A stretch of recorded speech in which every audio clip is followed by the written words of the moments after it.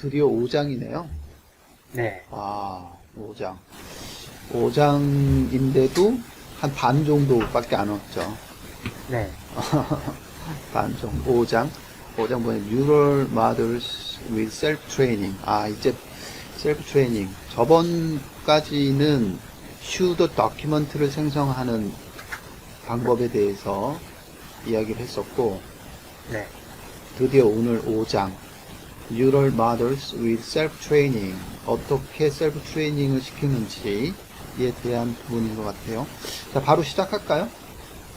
네. 알겠습니다. 그러면은 지난 시간에 이어서 뉴럴 모델 위드 셀프 트레이닝으로 넘어왔습니다. 셀프 트레이닝 같은 경우에는 먼저 이제 수도 도큐먼트를 이용해서 이제 프리 트레이닝을 진행을 하게 되고요. 그 다음에 그 모델을 네. 실제 언라벨드 도큐먼트, 수도 도큐먼트는 앞서서 이제 제너레이팅 했던 도큐먼트이고, 그 이후에 리얼 언라벨드 도큐먼트를 이용해서 이제 트레인드 모델을 점점점 이제 정제해 나가는 그런 과정이라고 보시면 되겠습니다. 네, 그렇죠. In this section 이렇게 해서 문장이 들어가고요. 5장 We present에서 설명을 하겠다. Self-training model에 대해서 제시를 하겠다. 그게 뭐냐면 trains deep neural models를 train, 학습 혹은 훈련시킨다. 뭘 가지고? 지금 얘기했듯이 4장 저번에 봤던 generated pseudo document 이미 이제 생성이 된 거예요. 가짜 문서들이. 예, 그걸 가지고 이제 셀프 트레이닝을 하기 위해서 훈련을 시키는 것이죠. 자, 셀프 트레이닝 모델 first 먼저 어떻게 하냐면 pseudo document를 to pre-train 하기 위해서 먼저 이 가짜 문서를 이용을 하고요.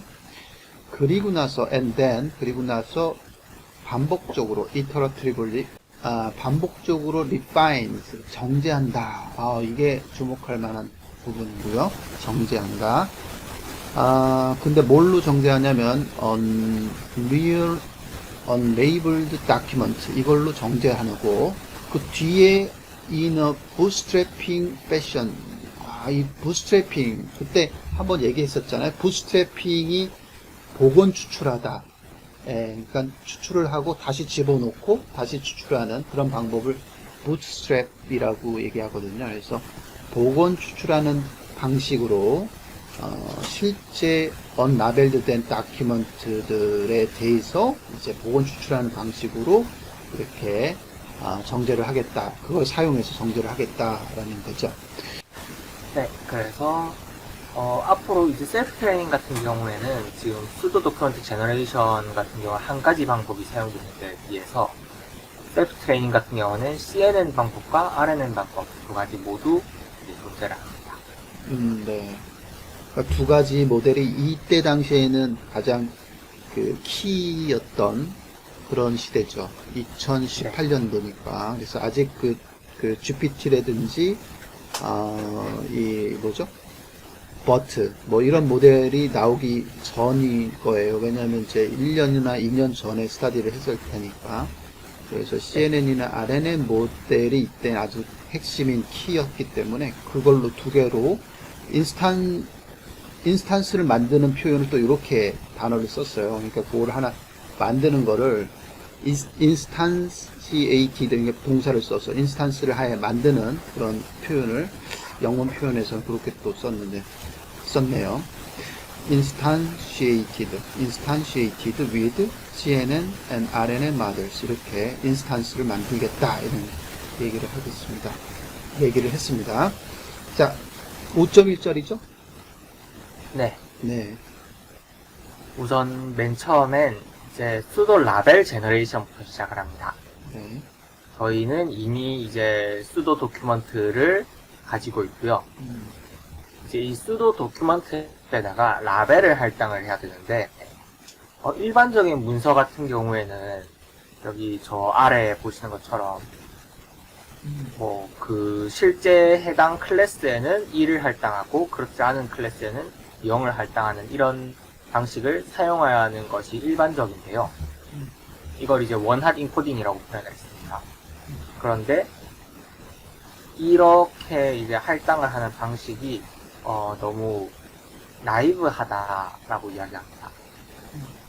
그래서 기존의 이런 원핫 인코딩 같은 방식들은 나이브한 순진한 방식이고 이런 방식을 이용해서 수도 도큐먼트를 라벨링하는 것은 별로 좋지 못하다. however 이렇게 들어가고 있습니다. 잠깐만. 왜냐면 이렇게 이제 순진한 전략을 사용할 경우에는 뉴럴 모델이 오버핏 할 수 있다는 거죠. 이제 수도 도큐먼트가 실제 도큐먼트가 아니기 때문에 수도 도큐먼트에다가 오버핏 해버리면은 성능이 떨어질 수밖에 없습니다. 수도 도큐먼트가 리얼 도큐먼트와 다르기 때문이죠. 그렇기 때문에 어떤 식으로 다르냐면은 수도 도큐먼트가 워드 오더링 이게 이제 자연어에서 사실 엄청 중요한 개념 중에 하나인데 단어의 순서 그러니까 문법이죠. 문법 같은 정보를 포함하고 있지 않기 때문에 수도 도큐먼트를 가지고 분류를 하는 것에 오버핏 되어버리면은 리얼 도큐먼트 문법적으로 이런 단어의 관계 같은 것들이 중요한 리얼 도큐먼트를 해석하는 데 있어서 성능이 떨어질 수밖에 없다라고 이야기를 하고 있습니다. 그렇기 때문에 이렇게 라벨을 원핫 인코딩처럼 0과 1로 이렇게 라벨링을 하는 것은 좋지 못하다라고 이야기하고 있고요. 네. 자, 잠깐만요. 좀 많이 왔죠? 네. 문장이 이제, 그러니까 어떤 문제가, 그러니까 나이브한 방법을 먼저 소개를 했고, 그 나이브한 방법은 however 해가지고 이런 부분에서 조금, 문제점이 있다. 오버피팅에 대한 이야기를 언급을 했고요. 그 다음 그 뒤쪽에 이제 to tackle this problem, 이 문제를 이제 다루기 위해서는 이 저자들은 어떻게 했다라는 게 이제 뒤쪽에 나올 것 같거든요. 네. 네, 그런데 이제 너무 많이 나갔어요. 지금 우리는 이제 거의 꼼꼼하게 문장 하나하나를 보고 있으니까요. 자, 센텐스가 한 여러 센텐스가 지나갔거든요. 첫 번째 센텐스 보니까 지금 아까 얘기했듯이 첫 번째 as부터요. 뭐뭐 하기 때문에 우리가 이제 얻은 거죠. 수도 다큐멘트를 각 클래스별로 얻었기 때문에 우리가 뭘 사용할 수 있냐면 프리트레이닝 그것 가지고 프리트레이닝을 할 수 있다 이런 얘기를 했습니다. 결국 프리트레이닝이라는 이 용어는 결국 2018년, 17년 아마도 제 기억은 17년 정도에 나왔던 것 같은데 미리 학습을 시키는 거죠. 완전 최종 모델로 가기 전에 미리 풍부하게 뭔가 이제 그 학습을 시키는 프리가 붙었으니까요. 그죠? 예비 학습 이렇게 볼 수가 있는데 먼저 학습을 시키는 그런 단어로 사용한 거죠. 그래서 일단 가짜로 만든 문서를 가지고 프리트레이닝을 시키겠다. 그 뉴럴 네트워크 M이 되는 거죠. 네. M이 되고 그 주석이 2번 해가지고 이렇게 했는데 주석을 따로 단 이유가 있나요 이게?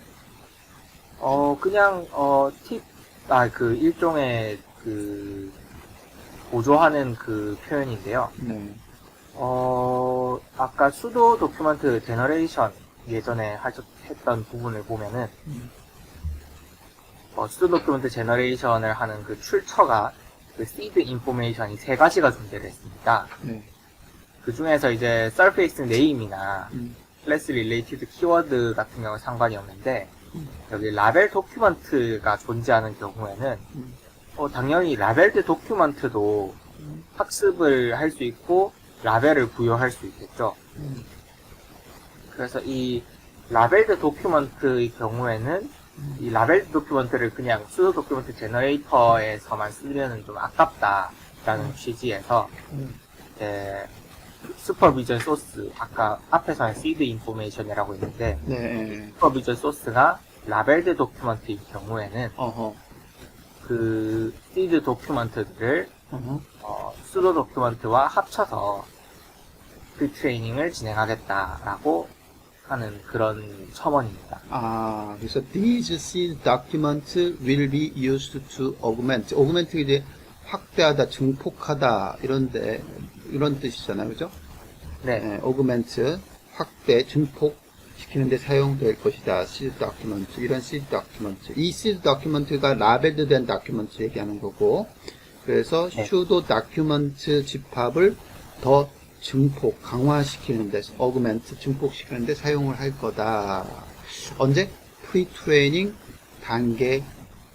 단계에서, 그죠? 프리트레이닝 단계에서 이걸 증폭시키겠다. 네. 그러니까 수도 도큐먼트 di 스타가 존재를 할 때 이 수도 도큐먼트를 만들게 된 클래스가 존재를 할 겁니다. 그걸 이제 associated class라고 표현을 했고요. 네, 네. 이 di를 만드는데 처음 출처가 된 associated class를 네, 바로 이제 directly 네. 라벨로 사용을 하게 되면은 네.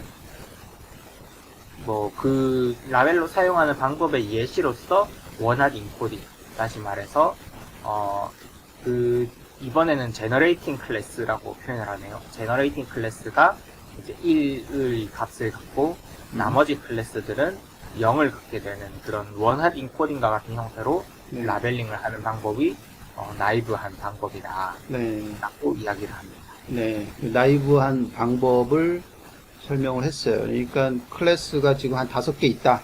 그러면 첫 번째 클래스부터 5번째 클래스까지가 있는데, 만약에 첫 번째 클래스다라고 하면 거기에 1을 주고 나머지는 다 0이 잡히는 그런 형태. 예를 들면 이제 여기서 얘기한 원핫 인코딩 방식, 그렇게 주는 방식이 가장 첫 번째 우리가 생각할 수 있는 기본적인 기초적인 방식인 거죠. 나이브한 방법인 거죠. 그죠? 이거 1 세팅하고 나머지 두 번째 클래스 또 1 하고 나머지는 다 제로인 거, 이런 식으로 해서 원핫 인코딩 방식으로 부여하는 그런 방식이 가장 생각할 수 있는 가장 첫 번째 나이브한 방법이라는 것이죠.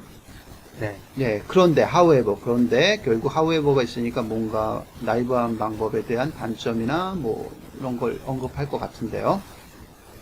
네, 이런 방법 같은 경우에는 네. 이제 뉴럴 모델이 오버핏하는 현상이 발생을 합니다. 그래요.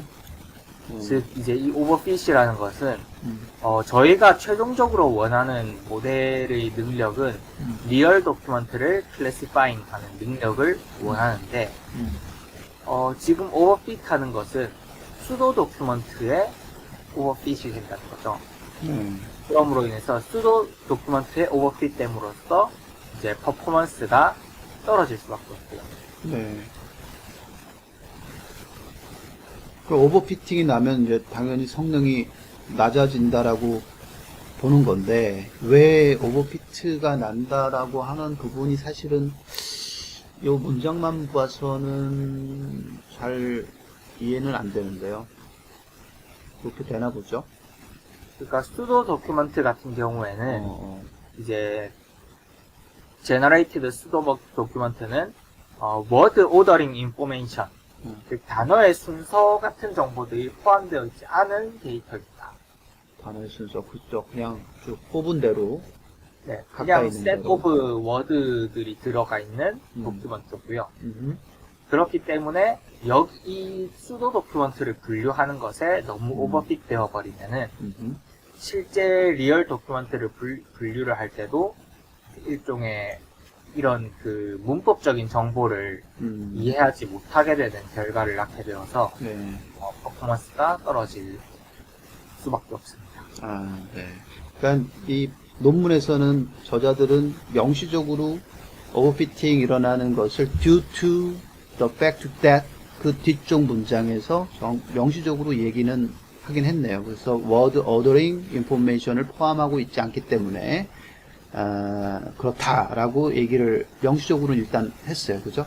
그래서 우리가 다큐먼트라고 하는 것은 결국은 단어들 간의 순서 정보도 굉장히 중요한데 그 가짜로 생성된 단어들은 그런 순서들보다는 가장 가까이 있는 친구들을 이렇게 그 람다게 뽑잖아요. 이렇게 뽑은 거잖아요. 그래서 뽑은 거를 그냥 리스트업한 거고 보캐블러리로 만든 그런 부분인데 그런 부분 때문에 그것을 그냥 사용하면은 뭔가 오버피팅이 일어나고 그 다음에 성능이 저하될 수 있을 것이다. 실제 리얼 다큐멘트를 분류할 적에는 성능이 저하될 수 있을 것이다 라고 언급을 however 문장을 딱 했고요. 그래서 그 다음 거가 이제 핵심인데 to tackle this problem 여기서부터 또 이야기를 하시죠.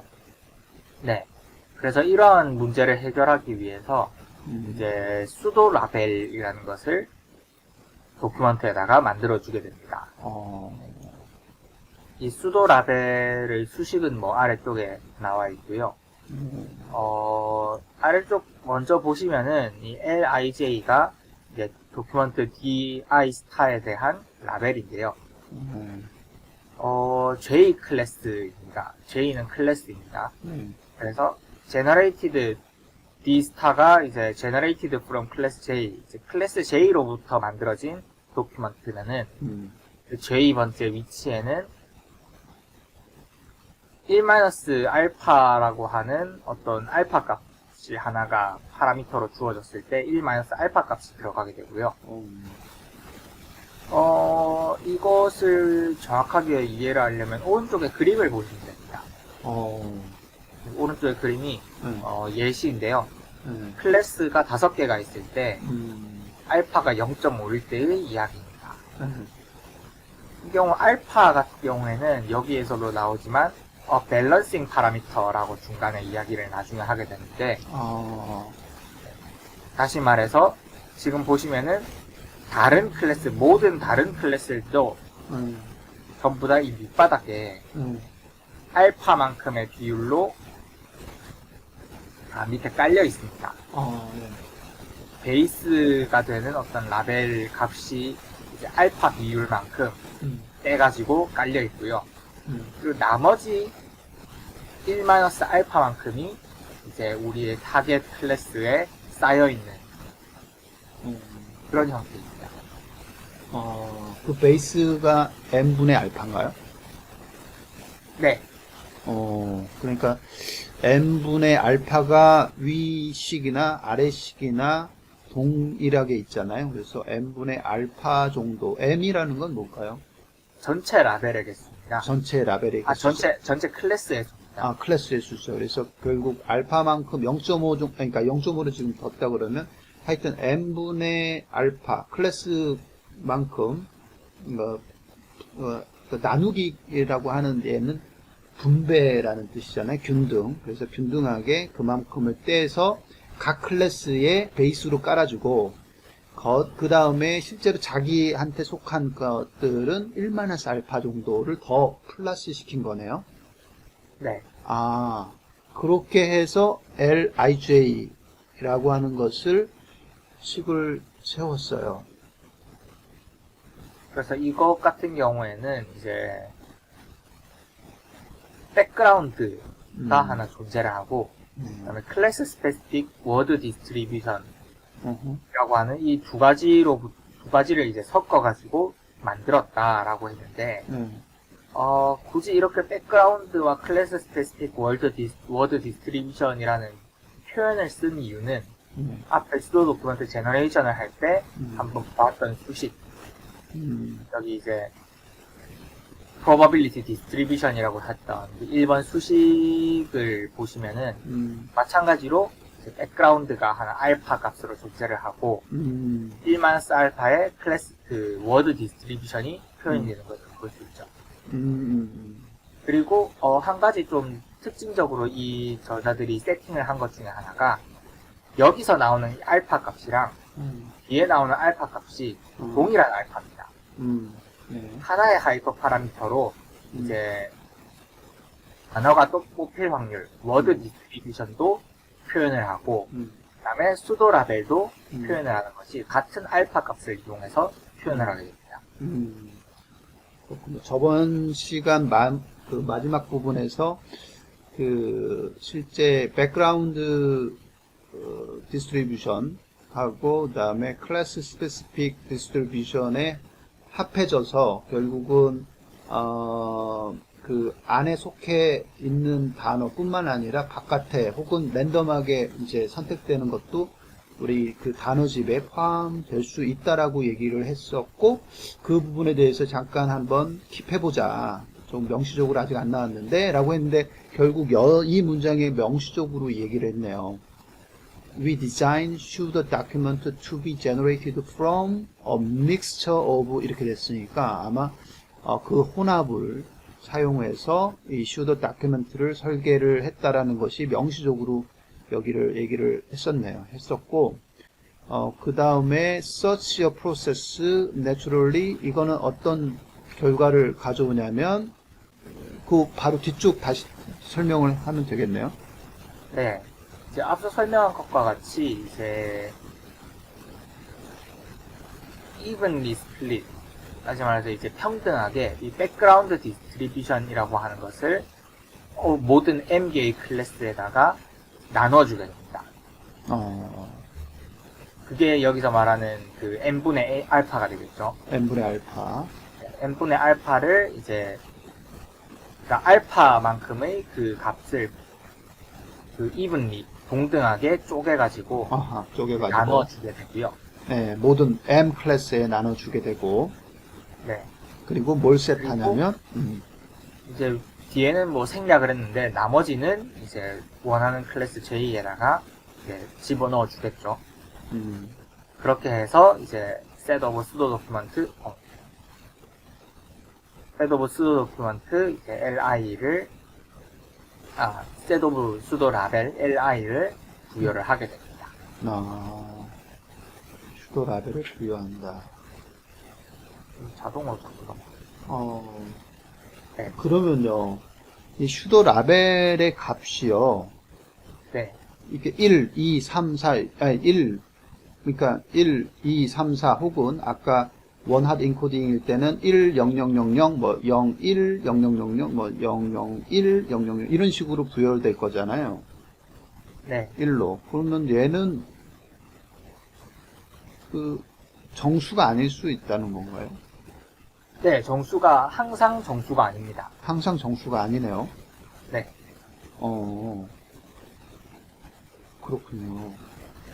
이런 것들은 사실 원래 소프트 라벨링이라고 사실 표현을 하는데요. 이제 0과 1로 원하드 인코딩으로 표현을 된 것들을 일반적으로 이제 하드 라벨링이라고 하고, 소수점으로 혹은 디스트리뷰션 디렉팅으로 이제 라벨을 표현하는 것을 소프트 라벨링이라고 표현을 합니다. 네.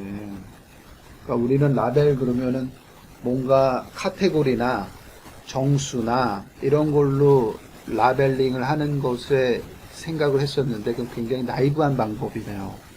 네. 네, 나이브한 방법이고 얘처럼 마치 확률처럼 확률값처럼 이 소수점으로 나오는지 아니면은 하여튼 정수값으로 실수값으로 이렇게 표현하는 그런 방식이 소프트 라벨링 방식이네요. 네. 그렇군요. 알겠습니다. 그 다음요.